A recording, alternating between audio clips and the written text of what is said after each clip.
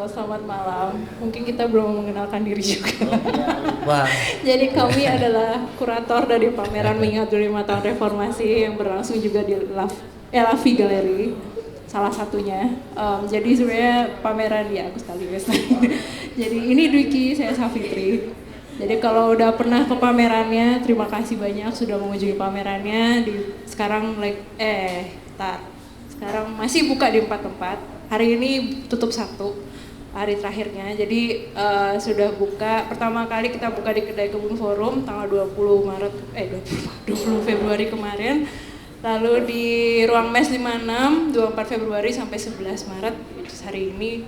Dan ketiga di sini di Lavi Gallery tanggal 26 Februari yang akan berlangsung sampai 26 Maret. Dan keempat di Cemeti Institut untuk Seni dan Masyarakat tanggal 7 kemarin baru aja dan sampai 7 April, dan nanti yang kelima di sebelah di galeri sebelah di Crack tanggal 18 Maret. Jadi itu bakal yang terakhir dari kelima tempat yang dimana mengingat 25 tahun reformasi akan berlangsung. Jadi ya ini program publik, salah satu program publik yang masih dalam rangkaian pameran ini. Jadi saat untuk yang hari ini kita kehadiran teman-teman Perkawanan Perempuan Menulis, juga kolaboratornya IDRF bersama yang disebutkan tadi teman kata-kata dan Clary Theater Movement. Jadi malam ini mereka akan membacakan cerpen dari Tang Merah Muda, buku yang dibuat buku kumpulan cerpen yang ditulis oleh Perkawanan Perempuan Menulis. Dan kalau nggak salah itu terbitnya 2018-2019 gitu. Dan di pameran ini kalau udah sempat keliling, cuplikan tulisan mereka dihadirkan di sini di Lavi Gallery dan juga di Cemeti Institute saat ini. Jadi kalau teman-teman udah sempat lihat, nah kali ini ada 2 cerpen yang bakal dibaca, kayaknya sih seru ya. Dan di dalam teman-teman Perkawanan Perempuan Menulis akan mengaktifasi peta sebaran yang sudah kita sediakan gitu. Jadi mereka akan berkontribusi sedikit cerita-cerita dari mereka yang nanti juga teman-teman bisa merespon sebetulnya. Iya, jadi kayak pembacaan cerita ini sebetulnya kami juga menunjukkan untuk mungkin untuk teman-teman dan sebagainya, karena yang dibicarakan dalam pembacaan cerita ini adalah narasi-narasi tentang reformasi gitu yang tercecer atau yang dari berbagai tempat gitu, dan teman-teman PPM membuatnya menjadi sebuah cerpen gitu, dikumpulkan dan dibacakan pada malam ini. Kami sangat berharap sebetulnya teman-teman yang di sini saat membaca atau mendengar ceritanya menjadi teringat akan satu memori gitu atau satu kenangan tentang apa sih yang terjadi di 98 di sekitar kalian gitu, dan mungkin bisa membantu untuk merespon gitu, melengkapi di sudut baca. Jadi teman-teman bisa nulis pengalaman apa sih yang diingat dan sebagainya, karena memang kami ingin mendapatkan banyak narasi-narasi dari apa sih yang teman-teman alami pas reformasi. Tapi itu akan kita lakukan setelah pembacaannya selesai gitu kali Safia. Iya, kedua pembacaan selesai. Jadi nanti di akhir cerpen yang kedua boleh nanti teman-teman ikut masuk dan ya untuk aktifasikan. Oke. Mungkin agar tidak berlama-lama lagi, mungkin kita langsung persilahkan untuk pembacaan cerpen yang pertama dibacakan oleh Taman Kata-Kata. Mohon beri tepuk tangan.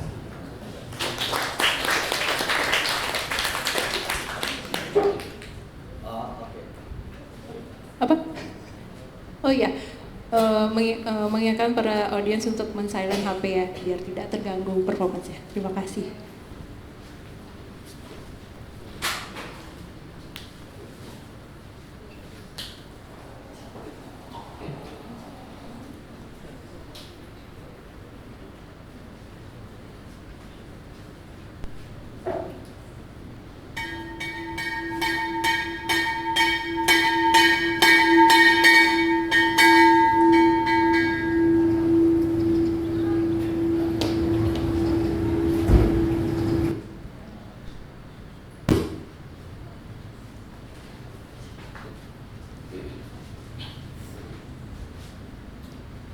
Lia melirik jam dinding yang digantung di atas papan tulis hitam.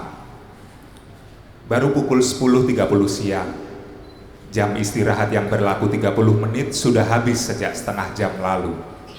Waktu yang terlalu singkat untuk mengobrolkan cerita-cerita seru bersama kawan-kawannya.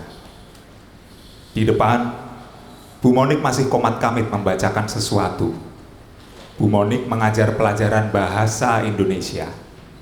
Tapi Lia sama sekali tidak menyimak apa yang gurunya ucapkan. Pikirannya terbang melayang pada cerita Ella saat istirahat tadi. Cerita tentang tank, kendaraan tentara yang belum sekalipun Lia lihat, tentang bunyi mesinnya yang mengerikan, tentang roda-rodanya yang bergerigi. Lia bertemu Ella pada hari pertama masuk sekolah setahun lalu. Saat keduanya resmi menjadi anak SD kelas 2 di SD Santa Teresia, Atambua. Berbeda dari anak-anak lain yang sudah bersekolah di sana sejak kelas 1, Lia dan Ella sama-sama anak pindahan. Lia dari Kupang, ikut bapaknya yang PNS pindah tugas. Sebelumnya dia sudah beberapa kali pindah kota, sesuai tempat penugasan bapaknya. Sementara itu, Ella pindah dari Dili, Timur Timur, mengikuti orang tuanya mencari lingkungan yang lebih aman, tempat anak-anaknya bisa bertumbuh kelak. Pada bulan ketiga mereka berteman, Ella mulai bercerita tentang kehidupannya di Dili. Di kota itu, Ella dan 2 adiknya lahir. Orang tuanya asli Bangka, tapi pindah ke Dili dan membangun bisnis bengkel di jantung kota itu. Di sana, Ella juga masuk sekolah Katolik sejak TK. Itulah sebabnya Ella hafal doa Salam Maria dan Bapa Kami, walaupun Ella sebenarnya beragama Buddha. Ella, kau coba doa Salam Maria dulu kah? Saya coba Salam Maria penuh rahmat, Tuhan sertamu, sudah sebentar baru kau lanjut Leto. Ella lanjut bercerita tentang suster-suster dan bruder pengajarnya yang ramah dan menyenangkan. Pun dengan teman-temannya yang dengan jenakanya mengajari bahasa Tetun. Menurut Ella, orang tuanya tidak hendak tinggal lama di Atambua sini. Ada kota lain yang menjadi tujuan sebenarnya. Lama-lama Ella bercerita lebih jauh tentang apa yang dialaminya di Dili saat ada kekacauan di sana. Rumah-rumah diserang tak oleh siapa. Tentara-tentara bertebaran di jalan-jalan dengan senjata yang menakutkan. Kendaraan tentara yang bernama tank muncul di jalan raya. Dalam cerita Ella, tank seperti punya 2 sisi, menakutkan dan mengagumkan sekaligus, gagah dan horor di saat yang bersamaan. Di buku tulis Lia, ada gambar tank yang dicontohkan Ella sambil bercerita saat istirahat tadi. Lia mengambil pensil warna merah mudanya lalu memoleskan warna nan manis itu pada gambar tank yang masih polos tanpa warna. Lia membayangkan tank ini serupa dengan kendaraan tempur Ranger Pink, Ranger favoritnya dalam film Power Rangers. Kendaraan super ini kelak akan bersatu dengan kendaraan tempur Rangers lainnya untuk membentuk robot penghancur monster, tampak kokoh dan kuat. Tank berubah menjadi robot super keren untuk melindungi kota dari kejahatan. Nana, kawan sebangku Lia, melirik sebentar ke buku tulis kawannya lalu senyum-senyum sendiri. Dirobeknya secari kertas dengan sangat hati-hati agar tidak menarik perhatian yang lain, lalu dituliskannya di situ. Kok sembarang mana ada auto tank warna merah muda? Aneh-aneh kau nih. Biarto, tadi juga Ella tidak kasih tahu tank itu warnanya apa. Memangnya kau sudah lihat tank? Suara Bu Monik masih lantang membacakan sesuatu yang sama sekali tidak Lia simak. Dia menyodorkan balasan kepada Nana. Kali ini yang menerima hanya senyum-senyum geli. Matanya yang sipit tampak seperti garis melintang saat tersenyum atau tertawa. Nana baru saja pindah ke Atambua 2 bulan lalu dari Ambon.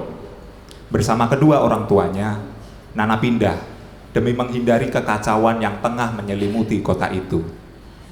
Pada pertemuan pertama mereka, Nana tak segan bercerita panjang lebar tentang keluarganya, tentang rumah besarnya dan beberapa kendaraan pribadi, hasil jeripayah sang ayah yang berdagang rempah-rempah, tentang anjing-anjing lucu berbulu tebal, juga tentang taman bunga yang dirawat ibunya bertahun-tahun, tempat Nana kecil bermain sejak balita. Semua itu tidak bisa mereka bawa serta. Konflik telah menelannya. Kepada kerabat keluarganya di Atambua kini, mereka bergantung hidup untuk sementara waktu. Nana lalu merobek secari kertas lagi dengan hati-hati untuk menulis balasannya. Saya so pernah lihat Ototeng, tapi di TV.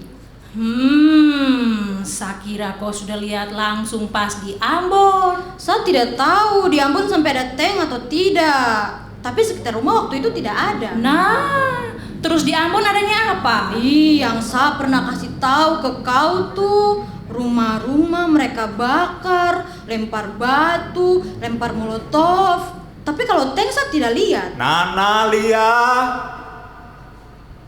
Suara lantang Bu Monik mengagetkan keduanya.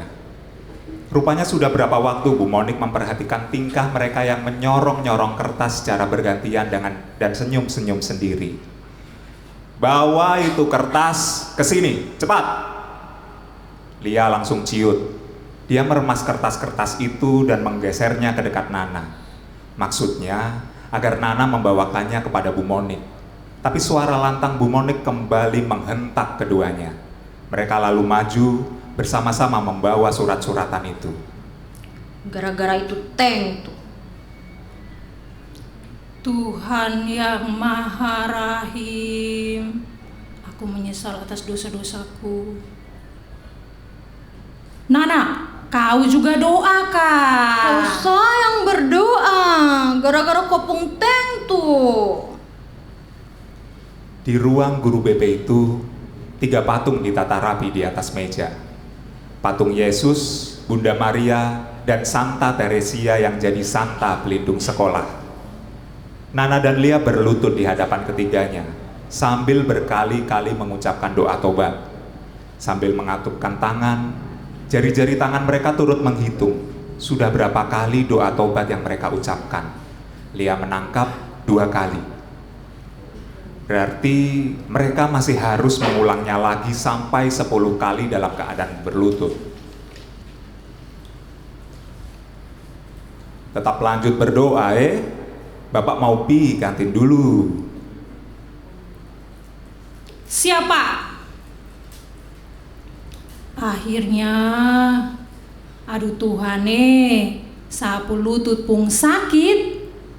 Nana menggerutu dan menyalahkan Lia yang mewarnai tank merah muda di kelas. Tapi Lia hanya menertawakan gerutuan temannya sembari terus mengusap dengkulnya. Lalu rasa penasaran segera menyergapnya lagi.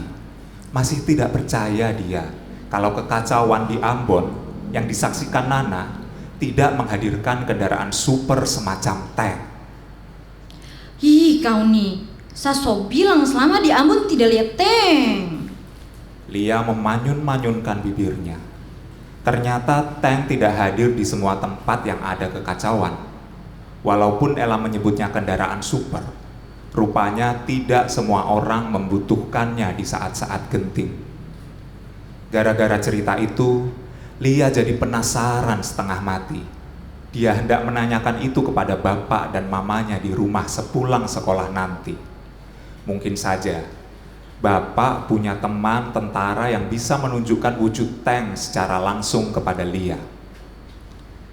Lalu mata Lia menangkap almanak yang digantung di dinding dekat meja guru BP. Bulan September 2000. Fotonya menampilkan sekelompok tentara yang sedang berbaris rapi memakai seragam loreng. Dari keterangan pada foto, kalender ini nampaknya dari Kodim yang terletak persis di sisi barat sekolah. Lia membalik-balikan lembar penanggalan, mencari-cari siapa tahu ada foto tank. Oh, nah ini ternyata tank ini warnanya hitam atau mungkin abu-abu tua. Saya pikir Ping, ternyata Teng nih menyeramkan juga Kamu dua. Bikin apa kau di sini? Saya malas di kelas. Ibu Monik tuh dari tadi cuma baca cerita rakyat terus. Jadi saya izin. Saya bilang mau PWC, padahal saya mau lihat kamu dua di sini berlutut. Ini gara-gara dari istirahat kau cerita terus soal Teng, bikin saya pikiran terus. Ella kembali tertawa. Dia lalu masuk, menutup pintu dan menghampiri kawan-kawannya. Belum sempat Ella duduk di kursi, Lia langsung menyambarnya dengan topik yang masih sama sedari tadi. Ella, tadi kau bilang oto Teng itu oto super. Tapi Nana bilang pas kacau-kacau di Ambon tuh dia tidak lihat Teng. Ya, barangkali di sana memang tidak ada Teng. Oh, kalau begitu itu bukan oto super toh. Tuhan, ganti bercerita lain saja. Kemarin tuh saya nonton Tralala Trilili, terus lihat Mesipung video klip yang Cilukba. Ketiganya lalu tenggelam dalam obrolan itu dan lupa segala-galanya. Hingga pintu ruang BP mendadak berderit lagi. Bapak guru BP muncul, geraknya tergesa-gesa. Kamu semua sekarang kembali di kelas. Bereskan tas, barang-barang, dan langsung pulang ke rumah Ketiganya dengan bingung menuruti instruksi. Berjalan menuju ke ruang kelas. Tampaklah sekolah mereka ramai dan berisik. Di kelas-kelas yang mereka lewati, murid dan guru buru-buru membereskan barang-barang mereka. Rupanya sekolah diliburkan mendadak. Tiba di kelas, Bu Monik menyampaikan pemberitahuan dari kepala sekolah bahwa libur ini bisa sampai seminggu atau bahkan lebih. Kelak, mereka akan diberitahu lebih lanjut. Lia, Nana, dan Ella tampak kebingungan. Entah apa yang sedang terjadi dan entah bagaimana mereka bisa pulang ke rumah. Pasalnya, mereka bertiga selama ini selalu dijemput oleh orang tua. Kalian bertiga tunggu dulu di ruangan UKS nanti ibu telepon bapak mama kalian. Ketiganya menurut saja apa kata Bu Monik. Di ruang UKS sudah ada beberapa anak dari kelas yang berbeda-beda. Mereka semua belum bisa pulang ke rumah karena jarak tempuh yang jauh dan harus menelepon orang tua terlebih dahulu. Ada 2 anak kelas 6 yang dengan wajah khawatir membicarakan alasan di balik pemulangan, yang diikuti dengan libur mendadak sampai seminggu. Lia mendengar ada disebut UNHCR. Ella, UNHCR itu apa? Ella hanya menggeleng. Lia mendapati perubahan ekspresi wajah yang drastis pada kawannya itu. Ella hanya diam. Wajahnya tampak tegang, dan dia tidak secerewet biasanya. Pun dengan Nana, dia mendadak diam. Sesekali sepasang mata kecilnya yang menyerupai garis melintang itu ditutupnya. Bibirnya komat kamit, mungkin dia sedang berdoa. Dan ketika pertanyaan sama Lia tanyakan padanya, Nana, UNHCR itu apa Nana tak menjawab. Beberapa anak yang ada di ruangan itu satu persatu dijemput orang tuanya masing-masing. Ada yang bahkan diantar pulang oleh guru mereka. Hingga yang tertinggal hanya Lia, Nana, dan Ella. Lia masih kebingungan dengan apa yang sebenarnya terjadi. Kebingungannya ditambah pula dengan sikap teman-temannya yang mendadak diam, mendadak dingin. Tak berselang lama, Bu Monik dan guru BP menghampiri mereka bertiga di ruang UKS. Kata mereka, hanya orang tua Nana yang menjawab telepon. Orang tua Lia dan Ella tidak menjawab.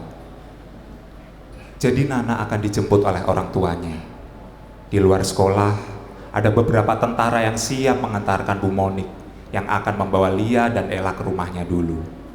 Selama orang tua mereka belum dapat dihubungi, mereka akan bersama-sama dengan Bu Monik. Sepanjang jalan, Lia mendapati banyak tentara dan polisi dengan senjata mereka masing-masing. Ada pula serombongan siswa dan guru-guru yang menaiki mobil tentara. Mungkin mereka hendak diantar pulang juga sebagaimana dirinya saat ini. Bu Monik tampak berbincang dengan tentara yang menemani mereka. Nada suaranya terdengar ketakutan. Atambua rupanya sedang kacau menyusul pembakaran kantor UNHCR yang hanya berjarak 200-an meter dari sekolah mereka. Ella masih diam. Wajahnya juga menunjukkan ketakutan. Lia berusaha melihat ke langit dari kaca jendela mobil. Ada helikopter terbang tidak terlalu tinggi. Bunyinya cukup bising. Dan ternyata tidak hanya satu. Lia menangkap satu lagi helikopter di udara. Langit September siang itu sedang cerah-cerahnya, biru mereka dengan awan putih bergumpal-gumpal. Tapi tak ada keceriaan di bawah sini. Ella menyeka matanya yang basah. Sementara itu mobil mereka melaju kencang di jalanan yang sudah kosong. Polisi dan tentara tampak berjaga-jaga di berbagai titik, lengkap dengan senjata mereka. Ella, ini tentara dengan polisi dong nih ada di mana-mana. Kira-kira mereka nanti pakai tank, tidak Tidak. Jangan sampai ada tank. Di Atambua, jangan sampai ada tank kayak di Dili. Saya takut. Tank Merah Muda, karya Margaret Ratih Fernandes.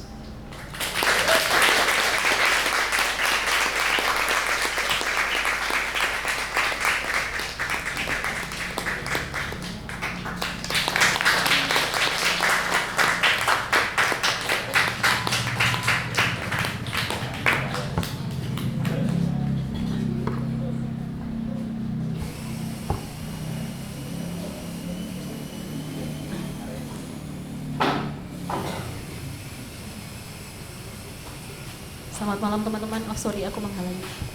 Malam.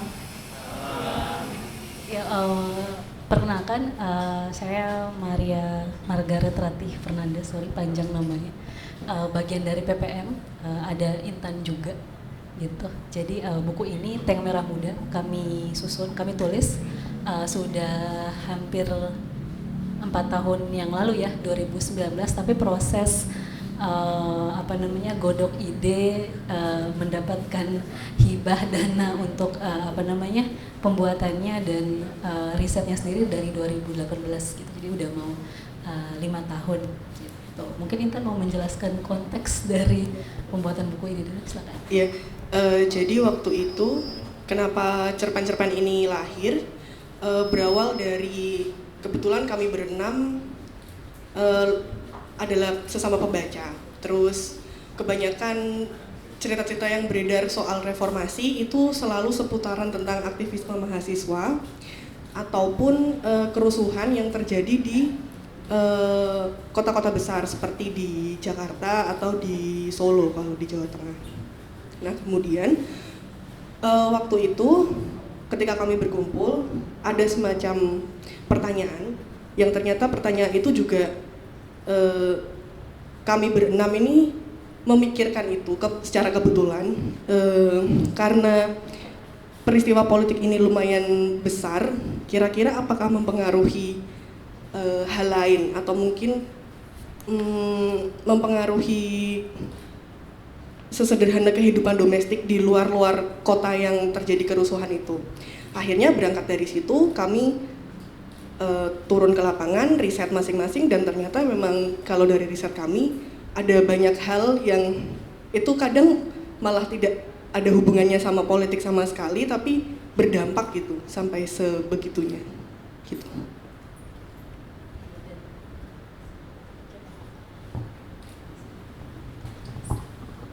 Oke, melanjutkan dari Intan, mungkin saya mau menjelaskan sedikit tentang konteks cerpen yang baru saja dibacakan, Tank Merah Muda.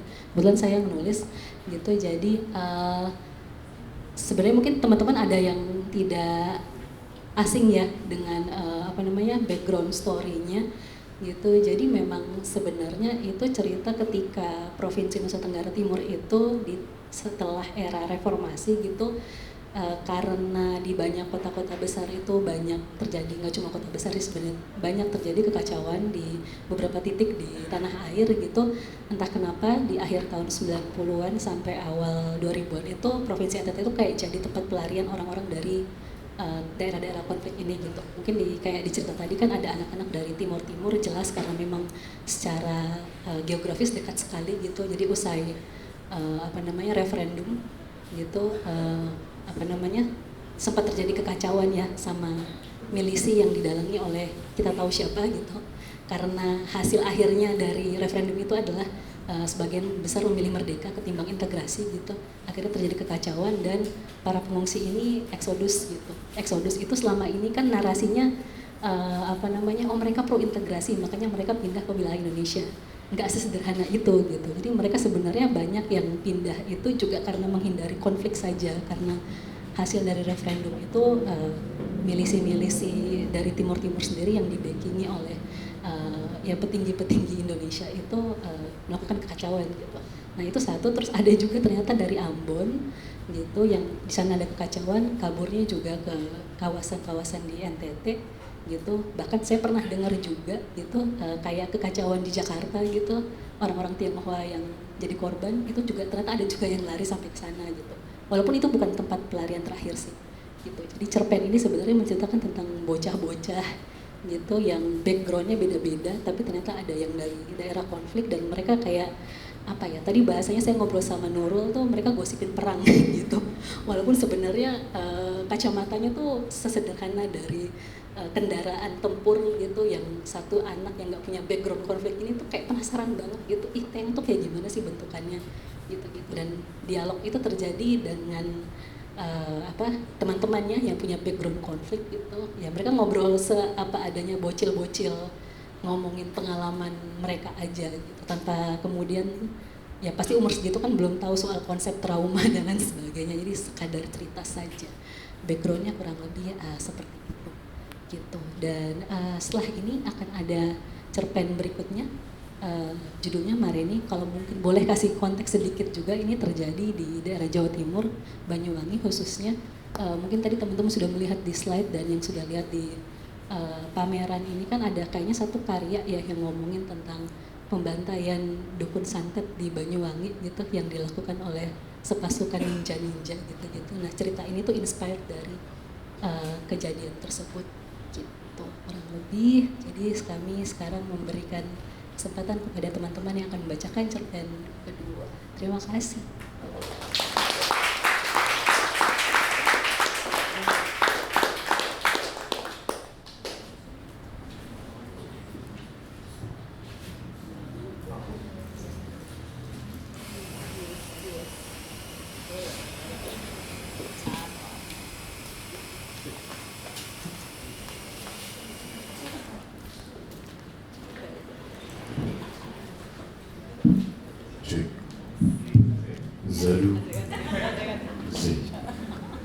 Selamat malam teman-teman. Sebelumnya terima kasih kepada teman-teman IDRF dan BPM sudah memberikan ekspektasi yang mungkin berlebihan kepada kalian. Semoga kami tidak mengecewakan ya, tapi tidak apa-apa. Kekecewaan itu niscaya dalam kehidupan. Ini kami diberi kesempatan berapa lama ini? 1 jam, oke. Jadi pembacaannya itu kira-kira cuma 5 menit, jadi sambutannya yang 55 menit ya, oke. Ya biar kelihatan, ya gitu. Kendaraan bahan aku. Oke, ya sebelumnya di sini ada yang dari Banyuwangi? Tidak ada? Alhamdulillah. Jadi walaupun kami mainnya agak waton ya, semoga tidak ada yang main itu ya. Tapi tidak apa-apa, main itu adalah hak siapapun berhak untuk main itu. Oh ya, untuk teman-teman yang tidak kebagian, ini masih ada karpet yang kosong, monggo silakan diisi. Nanti tidak kangenan. Mas Gozali, monggo Mas, sini Mas. Tidak kangenan loh Mas. Sandoyo masuk angin jangan lagi. Monggo teman-teman. Ini masih ada karpet kosong. Silakan diisi. PPKM-nya sudah dibubarkan kan ya? Monggo, enggak apa-apa, silakan sini. Dempet-dempetan saja. Sudah pada booster kok? Oh iya, betul. Ada snack di sana sama minuman, monggo silakan diakses. Ya, ya sudah itu. Daripada salah gumoh ya teman-teman semuanya ya. Mohon maaf saya tidak bisa menyiapkan pakaian yang proper untuk merepresentasikan ke Banyuwangian. Paling enggak ini ada baju dari Jawa Timur semua ini. Ini udeng Madura, ini ada baju dan celana Ponorogo. Karena kami menghargai Mbak Bintiwa yang kebetulan officernya di sini. Oke. Mantap. Selamat datang.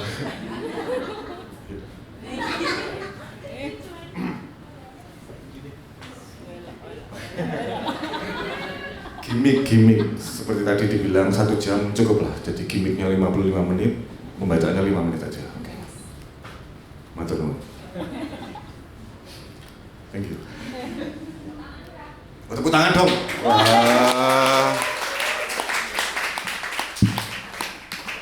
Jujur agak menggarami lautan ya. Di sini ada teman-teman dari komunitas paguyuban peminat seni tradisi Malang. Ada Mas Pedal sama Mas. Aku lari jenengmu sapa? Tepeng. Iya Tepeng. Ada Mas Iksan. Ada dari Doa Ibu. Ada Mas Jiwo dari Singapura.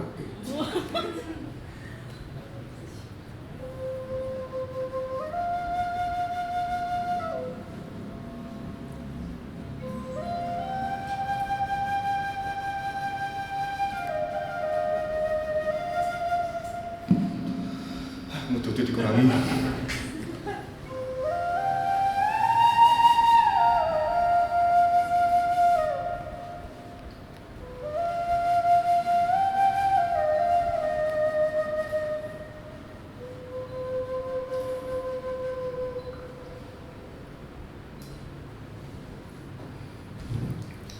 Mareni, karya Amanatia Junda.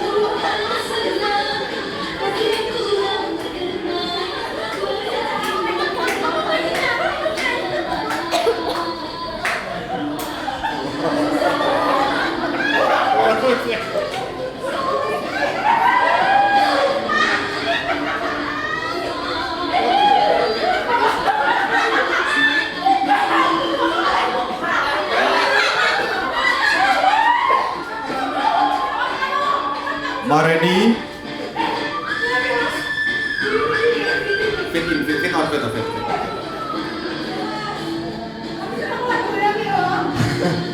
Mareni tengah menyanyikan goyang inul di atas panggung dalam acara sunatan anak Kaji Somad. Si juragan besi tua ketika kabar kematian bapaknya menyelusup ke dalam ponselnya. Barangkali Mareni baru akan memencet amplop berbendar di Nokia tipe terbaru itu 2 jam kemudian jika hak tinggi sepatunya tidak patah mendadak. di tengah menggoyangkan seluruh tubuhnya dengan bersemangat. Tepat pada lirik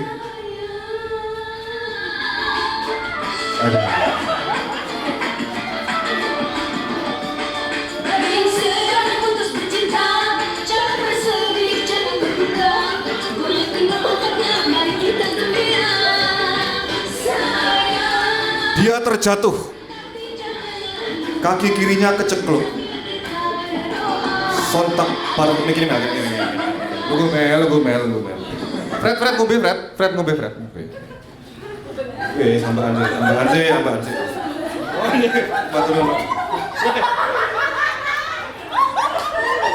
Kayak Sri Mulat dibalangi. Untut sisan, rokok. Oke. Oke, ambahan sih. Ya. Sontak para tamu undangan yang sedang asik bergoyang mandek lalu riuh. Mareni dipopong ke balik panggung. Mahesa, salah satu biduan yang sedang naik daun, segera menggantikannya lalu menyanyikan lagu Mbak Dukun. Dengan kaki yang masih cedera, Mareni segera pulang ke kampungnya, melintasi 2 kabupaten menuju timur. Bapaknya, Sungkono, meninggal dalam keadaan yang semoga husnul khotimah. Dia meninggal dalam tidur setelah capek menembangkan Ulan Andung-Andung, lagu favoritnya semenjak istrinya pergi. Tembang itu mengisi hidupnya yang suwung, dan orang-orang menganggapnya tak waras, karena hanya Ulan Andung-Andung yang terdengar di dalam kesunyiannya mengurung diri di kamar. Reverb. Ulan Andung-Andung Yoro metuwa saben ulian saben taun sinare Candra Dewi ama kepilih padang mendem kadung bakalan ngurung Ulan andung-andung ono padang ono mendong alama tangise wong lanang kang gedung yong gelopong doyong awakku lo keroyong.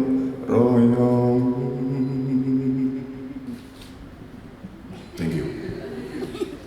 Mareni merasa kedua pipinya begitu dingin dan tengkuknya begitu panas di sepanjang perjalanan. Pipi yang kering namun begitu dingin, tengkuk yang panas sekaligus nyeri, mengaburkan rasa sakit kakinya yang terkilir. Dia memandangi kegelapan di jalur perbukitan Glenmore dari balik jendela mobil travel dengan masa lalu yang tulus berkelebatan dalam kepalanya. Ingatan itu seperti kabut tipis, mengaburkan pandangan pada jalan berkelok di sepanjang perbukitan yang ditanami pepohonan kopi. Selimut kabut itu melayang lemah di alam mimpinya, membuatnya terbangun tiap mendekati subuh dengan tubuh menggigil kedinginan. Di dalam kabut, sekumpulan orang mengelilingi ibu bapaknya. Sekumpulan orang tanpa wajah. Mereka berteriak-teriak kalap tanpa bahasa yang mampu dimengerti Mareni. Saat dia berusaha sekuat mungkin menyeruak, menembus kerumunan, suara pilu terdengar di antara teriakan orang-orang. Tiba-tiba, tak ada lagi ibu bapaknya di dalam lingkaran. Hanya ada sebatang pohon beringin tumbang. Akar beringin yang tadinya menancap kuat di tanah, kini mencuat, memanggil-manggil namanya.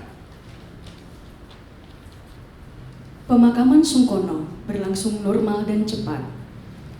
Semua diurus oleh Tati, istri Suhairi, alias kakak ipar Mareni, termasuk acara tahlilan selama 7 hari. Suhairi sendiri lebih sering mengurung diri di dalam kamar setelah mengubur jenazah bapaknya. Kita beruntung, Ren. Para tetangga masih sudi datang ke penguburan, masih mau datang tahlilan, masih mau menyumbang beras. Komentar Tati. Dia tak berkomentar tentang suaminya yang masih diliputi kedukaan mendalam dan tampak tak berniat sama sekali mengurusi tahlilan. Mareni merebahkan tubuhnya miring di pinggir dipan, terpekur. Ulan andung-andung masih terngiang di telinganya. Seolah arwah Sungkono sedang duduk menemani putri semata wayangnya, lalu mengalunkan tembang, membuat Mareni terperangkap kembali di dalam kabut. Dalam mimpinya, Mareni terbangun karena bunyi ribut dari depan rumah. Di hadapannya puluhan orang mengacung-acungkan celurit, parang, linggis, dan segala macam benda tajam lainnya, sembari menyerukan nama kedua orang tuanya. Sebuah tanda X dari sapuan cat merah tergambar di dinding teras rumah, mencolok, mengancam. Kebingungan Mareni belum benar-benar pudar ketika ibu bapaknya diseret orang-orang kalap menjauh dari rumah mereka. Sentini meraung mengiba-ngiba. Sungkono memberontak percuma. Kaki dan tangannya diikat tali tambang. Mareni menjerit histeris. Jeritan yang seketika menariknya kembali ke dunia nyata. Dia tercekat. Meraba leher, lalu beranjak mendekati lemari pakaian yang pada salah satu daun pintunya terpasang cermin oval. Mareni mencari bekas jeratan di sana. Tidak tampak apapun. Cerita dalam mimpi buruknya segera lenyap. Tertelan kabut. Yang dia ingat hanya rasa tercekik di leher. Setelah menenangkan diri dengan meneguk segelas air putih, Mareni mendekap hati-hati sebuah map merah tebal yang dia ambil dari tumpukan baju di kopernya. Seolah-olah hanya benda itulah hartanya yang paling berharga. Dia berjalan menuju dapur, menghampiri Tati, yang masih sibuk dengan perkakas memasak. Mbak, Mas Suhar masih di kamar? Tidak tahu tuh. Jawab Tati tanpa perlu repot-repot menoleh. Dia sedang mencincang daun bawang. Mbak, boleh aku tanya? Tanya saja. Apa Mas Suhar pernah membahas kejadian 6 tahun lalu? Gerakan Tatik terhenti. Sebilah pisau dia letakkan di atas talenan kayu yang telah menghitam. Kamu mau ngajak ngobrol masmu soal itu? Iya. Menurutmu, kenapa Mas Suhar menolak ikut pindah dengan budemu, Bude Darmi, keluar dari kampung ini? Tatik menatap Mareni lekat-lekat. Aku nggak tahu. Mas Suhar berlatih, Ren. Buat apa, Mbak? Tatik meringis. Menurutmu, kesedihan macam apa yang membuat masmu perlu menghilang berminggu-minggu di alas Purwo? Untung ya mbakmu ini tidak minta cerai. Dia melanjutkan mencincang daun bawang. Kamu hati-hati sama masmu. Mareni mengangguk pelan. Dia kembali masuk ke dalam kamar. Dulu, dia sempat kehilangan suara berbulan-bulan sementara orang-orang di sekitarnya di lingkungan yang baru terus membicarakan peristiwa besar itu dengan was-was. Korban telah mencapai ratusan menurut surat kabar yang dia temukan di perpustakaan sekolah. Ibunya hanyalah angka di antara ratusan korban tersebut. Di sekolah baru, Mareni lebih sering terlihat duduk di sudut perpustakaan. Cara Mareni menggenapi penderitaan mungkin susah dipahami oleh teman-teman barunya. Tanpa menarik perhatian sekitar, dia berusaha keras membaca setiap berita mengenai kasus pembantaian dukun santet.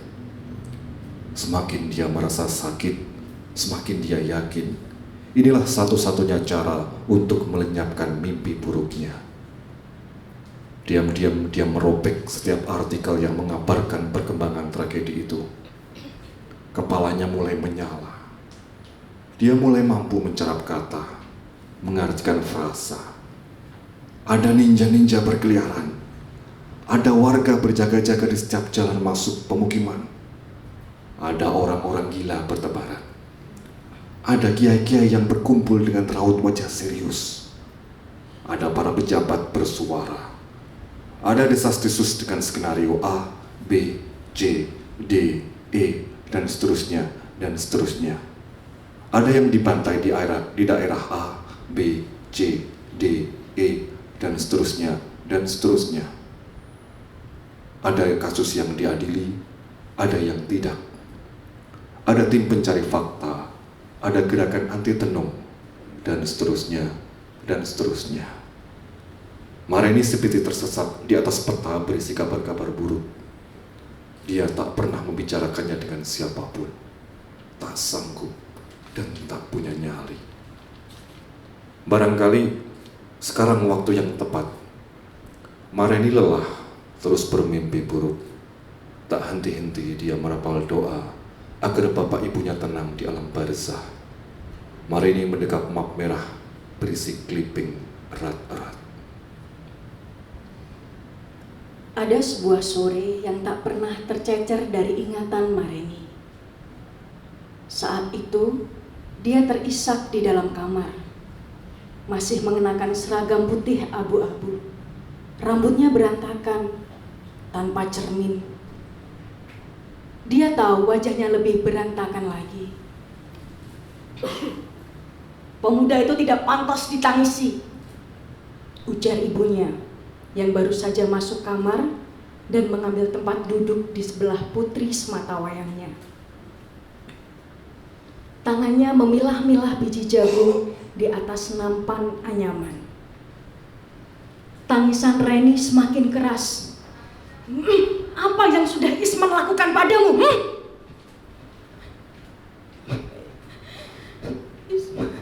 Isman, Bu. Isman pacaran sama cewek lain, Bu. Ucap Mareni terseduh-seduh. Pisit umbelmu yang meler. Jadi perempuan kok cengeng. Mareni menurut. Dia mengusap hidungnya dengan ujung baju seragamnya. Apa alasannya? Dia bilang orang tuanya lebih suka dia pacaran dengan Ningsi. Jawab Mareni terbata-bata. Napasnya sesak. Menyebut nama teman sebangkunya membuatnya tak punya keinginan untuk masuk sekolah lagi esok dan seterusnya. Kurang ajar betul. Seru Sentini Muntap berdiri. Nampan di pangkuannya terbanting. Biji-biji jagung berlompatan. Kita keluarga terhormat, keluarga baik-baik. Hanya karena aku gagal menyembuhkan penyakit simbahnya Isman dan kebetulan makin parah, mereka menuduhku menyihirnya. Kurang ajar betul. Tidak ingatkah mereka? Ketika Isman kecil kena stek, kejang-kejang parah, tergopoh-gopoh mereka bawa kemari. Aku yang menyembuhkan Isman. Tidak ingatkah si Lili itu?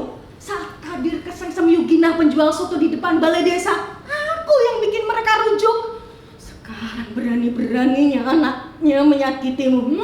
Aku gak rela, wallahi gak ridho. Biar kulintrik anak itu. Sentini bergerak keluar dari kamar. Tergeragap, Mareni mengejar ibunya masuk ke dalam ruangan khusus yang selama ini baik dirinya maupun kakaknya dilarang masuk. Ibu, Bu, jangan Bu, jangan dilintrik Bu, teriaknya. Sentini tak peduli.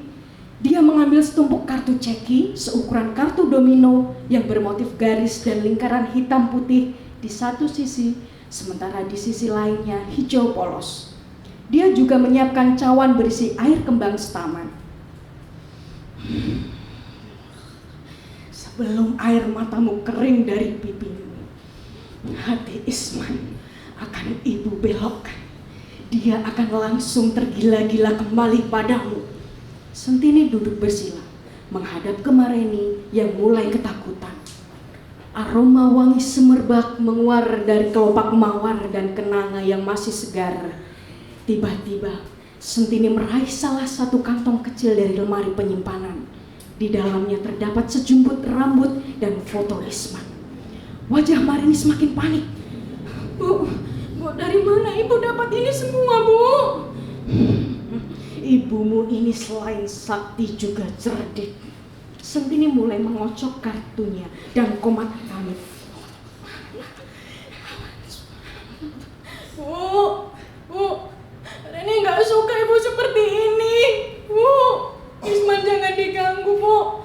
Aku nggak suka ibu ikut campur seperti ini. Ini bukan urusan ibu. Kebingungan, Mareni menyambar cawan yang berisikan rendaman foto Isman dan helaian rambut pemuda itu. Kocokan kartu Sentini terhenti. Rapalan mantra yang diucapkannya terputus. Wajahnya kaku.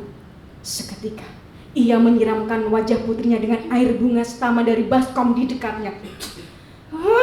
Dasar anak dungu! Makinya. Ini pertama kali Sentini memaki anak kandungnya. Sore itu, ibarat pertanda buruk akan apa yang membayangi selanjutnya. Hari-hari itu, Sentini kehilangan pekerjaan setelah toko sembako Cik Lika di pasar kecamatan didatangi segerombolan orang. Cik Lika dituduh menimbun pasokan beras. Ujung-ujungnya, toko itu dirusak, dilempar batu dan dibakar setelah orang-orang brutal itu mengosongkan isi gudang. Dasarnya memang hanya pedagang kecil, Cik Lika tutup usaha. Situasi memang sedang runyam. Krismon menghajar seluruh negeri tanpa ampun. Bahan bakar naik, harga-harga sembako mencekik. Dalam keadaan seperti itu, beredar kabar bahwa bupati meminta para kades menyusun daftar nama dukun yang menghuni desa masing-masing. Namun, saat itu, Mareni belum begitu paham kekacauan yang tengah terjadi di negaranya. Dia tidak terlalu tertarik menonton dunia dalam berita. Aksi-aksi demonstrasi yang berseliweran di layar kaca hanya berlalu sebagai penanda bahwa zaman sudah semakin edan. Seperti yang biasa Sentini bilang saat menggerutu, Mareni sibuk belajar untuk persiapan Eptanas. Saat Soeharto pamit mundur dari Istana Negara, Mareni menyimak pidatonya dengan wajah datar. Dia pikir itu urusan Jakarta. Dia pikir yang rusuh itu Jakarta. Dia pikir di kampungnya semua berjalan seperti biasa. Presiden ganti pun tidak apa-apa, sama saja baginya. Namun, ternyata dia keliru besar. Tragedi menimpa hidupnya tak lama setelah huru-hara di Jakarta mereda. Hidup Mareni seolah-olah dijungkir balikan oleh kemeluk yang datang dari jauh.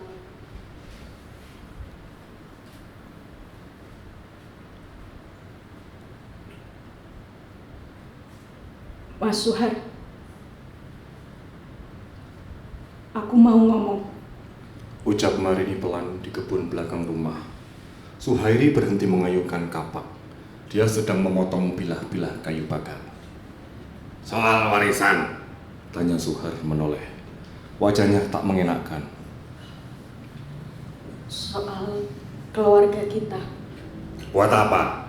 Mas, aku tahu Mas Suhar mewarisi ilmu itu. Ilmu apa maksudmu?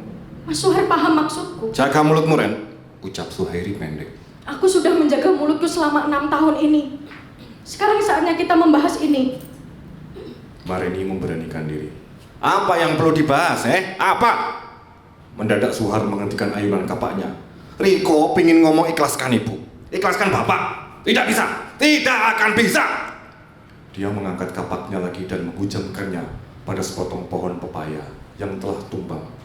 Getah putih keruh merembes. Isun juga nggak ikhlas, Mas. Nggak akan pernah ikhlas. Tapi Isun belajar buat membuat tidak menyimpan rasa sakit hati, Mas. Percuma hidup dengan sakit hati, percuma. Maumu apa? Mas, jangan sembrono memakai ilmu itu. Itu bukan perkara sembrono, goblok. Aku bertapa di alas Purwo itu bukan untuk gagah-gagahan. Air muka Marini pucat pasi, seolah darah surut turun dari lehernya. Apa? Riko panik? Riko takut Sun kirim petaka ke Isman dan keluarganya? Ya? Riko masih sayang sama Isman? Riko nggak ingat atau pura-pura lupa? Wah Kadir, bapak mantan pacarmu itu memang ikut menyeret bapak dan ibu. Marini tidak tahan. Dia menghambur masuk rumah, ke kamar. Air mata membasahi bantalnya. Dia benci pertengkaran ini harus terjadi. Di sisi lain, dia sadar inilah yang dia inginkan. Percakapan dengan kakaknya tentang apa yang terjadi, sesulit apapun itu.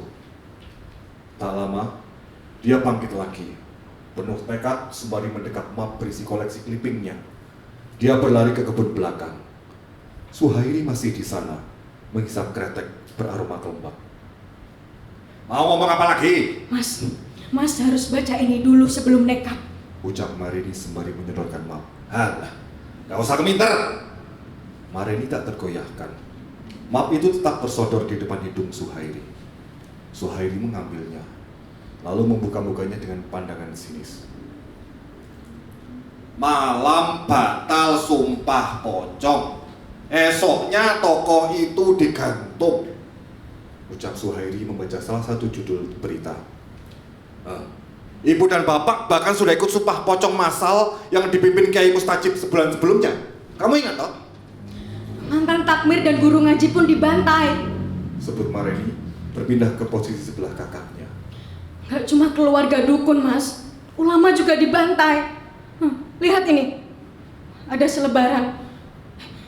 Ada yang dibayar 9.000. Terus? 2 oknum ABRI diduga ikut bunuh tukang santet.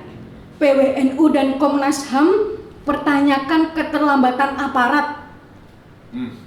Terus? Ini dicurigai ada konspirasi politik di balik kasus santet. Terus? Ini ada lagi, NU satukan sikap hadapi teror. Lanjut. 1 oknum ABRI diperiksa, 1 lainnya diusut. Aku juga bisa baca sendiri. Suhairi memintakan map merah itu menjauh dari Marini. Dia membolak-balikkan dengan cepat, menelusuri lembar berita dan membacanya keras-keras. Ladang pembantaian tukang santet, leher diikat, diseret motor, tetap hidup, pakai remote, semua lampu padam. Pemadaman di beberapa titik, Mas. Itu semua punya pola yang khas. Gelap. Mereka beraksi. Ninja itu, Mas. Orang-orang kejam itu. Siapa lagi? Ya. Reaksi Suhairi semakin sinis. Yang ini cocok sekali ini dengan kesialan yang menimpa keluarga kita. Bupati Purnomo murni balas dendam. Pergilah ke rumah Isman. Tanyakan sejauh mana dendam bapak ibunya kepada keluarga kita. Marini terkesiap, tak menyangka Suhairi akan berkata demikian. Mas, hentikan. Tolong baca. Suhairi membawa puntung kreteknya ke tanah, menginjak-injaknya dengan geram, lantas jongkok. Dilemparnya map clipping itu ke dalam kolam ikan. Biar ikan-ikanku aja yang baca. Aku sudah kenyang dengan semua versi yang wartawan tulis. Suhairi menguap dengan nada bosan. Dia melangkah dengan enteng menuju rumah. Marini ingin sekali mendorong punggung Suhairi agar terjerembab ke tanah, tapi ditahannya. Dia segera nyebur ke kolam, menyelamatkan arsipnya. Sore itu, menjelang maghrib, Marini merasakan dorongan yang kuat untuk menyelinap keluar dari rumah menuju makam ibunya. Jasad Sentini dikubur di bawah pohon beringin di pinggir desa. Marini tak pernah menjenguk makam itu semenjak dia pindah bersama budinya. Kali ini dia merasa perlu ke sana. Setelah berjalan sekitar 2 kilometer, dari kejauhan Mareni melihat sosok laki-laki berjongkok di bawah pohon beringin. Langit yang tak lagi benderang membuatnya hanya menjadi siluet yang detailnya terlindungi samar cahaya. Laki-laki itu rupanya tengah mencabuti rumput liar yang tumbuh di atas tanah yang tak lagi menggunduk. Hanya sebotong batu nisan dengan tulisan memudar yang menandakan adanya jasad di dalam tanah. Laki-laki itu lalu bangkit berdiri, mengambil sapu lidi yang tersandar pada batang pohon beringin. Suara kemersek terdengar semakin keras seiring Mareni semakin dekat. Jantung gadis itu berdegup kencang. Dia ingin memutar balik tubuhnya dan kembali ke rumah. Namun, seperti kehilangan kendali, langkah kakinya terus maju menghampiri makam ibunya. Laki-laki itu pun berdiri menyapu. Tersadar, di balik punggungnya, seseorang berdiri mematung mengamatinya. Sapu lidi yang ada di genggamannya terlepas ketika dia menyadari siapa. 6 tahun mengubah penampilan perempuan itu. Tapi laki-laki itu selalu mengenali sorot mata yang telah dia lukai tanpa terobati.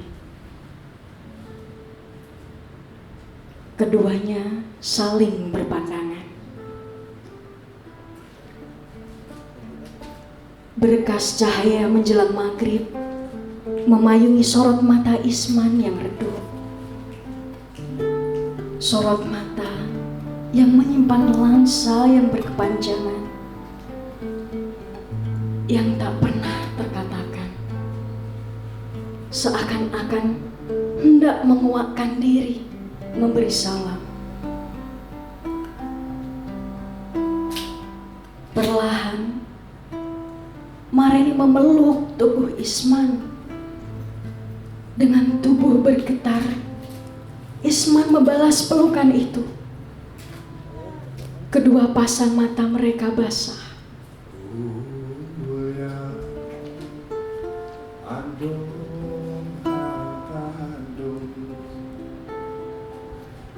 Ya Rahmatullah, saben ulyan, saben taun, sinari Chandra Dewi Allahumma, kepilih padang mendem kadung bakalan ngurung. Ulan andung-andung ono padang ono medung Allahumma, sangise wong lanang kang kedung. Yong-yong kelopo doyong-yong awak kula keroyong-royong. Yong-yong kelopo doyong-yong awak kula keroyong-royong.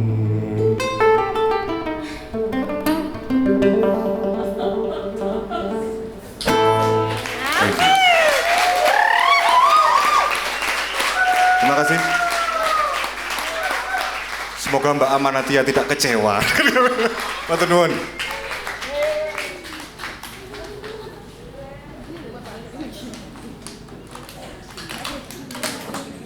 Oke, itu tadi itu tadi akhir dari pembacaan cerpen malam ini. Terima kasih banyak buat Elavi Galeri, teman-teman dari IDRF, Kalanari, Taman Baca Kata-Kata, ya, dan semua teman yang hadir malam ini. Oke, setelah mendengar ceritanya, teman-teman masih bisa masuk untuk melihat pamerannya. Sembari mungkin ada teman-teman yang ingatannya terpatik gitu terkait apa sih yang terjadi di 98 bisa menuliskannya di sudut baca. Terus apa lagi Sam? Ya, terima kasih pada teman-teman perkawinan perempuan menulis juga, Margaret sama teman yang kita lihat kalau salah. Jadi terima kasih banyak sudah hadir juga. Dan Jangan lupa nanti di tanggal 15 kami akan ada program publik selanjutnya Bincang Artistik bersama dengan Mbak Alia Swastika dan kami berdua di Cemeti. Nanti jamnya akan diinfokan lebih lanjut. Lalu tanggal 18 kita pembukaan di Crack seperti yang kita sampaikan tadi di sebelah. Lalu apalagi ya, nanti juga akan ada tour antara Cemeti dan Crack. Rencananya tanggal 25 dan tanggal 23 rencananya ada program publik di Cemeti juga yang membahas tadi itu juga sama politik santet berusaha tersebut. Oke, kalau gitu mungkin kita sudahi saja. Terima kasih banyak teman-teman dan semuanya yang sudah datang. Keren semuanya. Selamat malam. Silakan kasih.